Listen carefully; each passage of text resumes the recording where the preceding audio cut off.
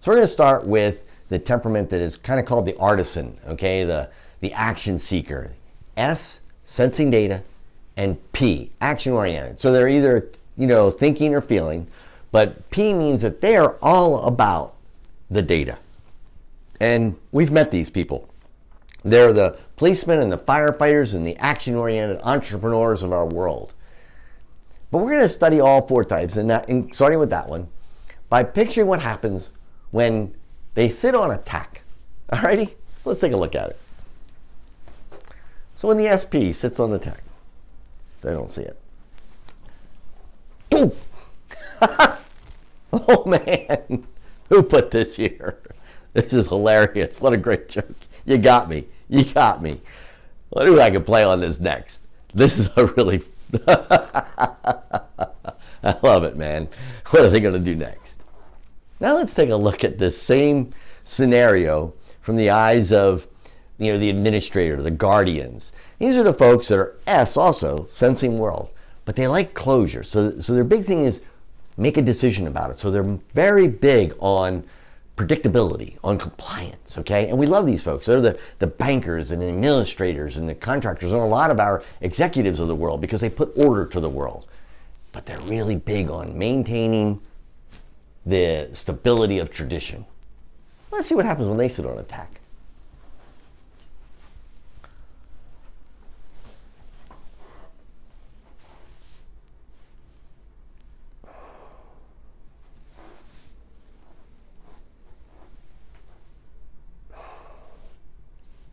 Anything else? So now let's look at the ideator, okay, the NFs of the world, intuitive data and relational decision making. These are our folks that serve us well in the journalism and in counseling and in being able to make sense out of stuff. And they also are sort of like the ones that sort of fill us with process improvement ideas, okay, because they're able to focus on process, not start blaming people.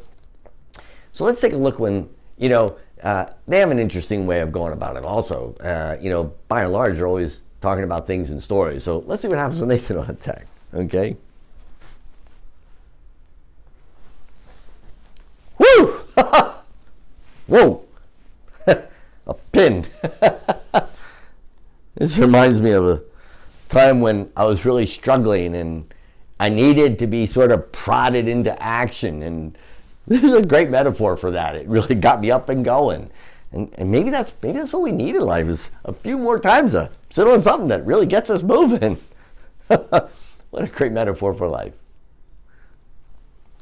The last folks we're going to look at are the folks that intuitive information but logical decision making, and this is a group that are like the architects of the world, okay? And actually in this group is probably some of the biggest population of our executive leaders, okay? Because they really establish a vision and a logical way to get to it. They also are big on competence, okay? And so as a result, they have models in their head, and when things don't fit that model, they're going to question you about it, probably. Let's see what happens when he sits on a pin.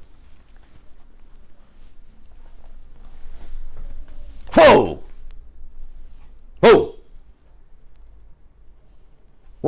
What did we think we were going to accomplish with this? I don't know if this is as funny as you think it is. I'm not sure what this was supposed to do, okay? Maybe this was supposed to do something good, but nobody's explained that to me yet. I don't know. You know what? But it does give me an idea on how maybe we could be a little better safe around here. So not all is lost, but I really like to challenge the idea of why someone thought this was a good idea to leave this on my seat. Alrighty? Just a quick peek at how maybe those four temperaments react differently to accidentally sitting on a pin that somebody, or a thumbtack that somebody put on their chair. Hope this helped you have a little insight on the four different temperaments as we explore how they are good to have all of them on our teams. Take care.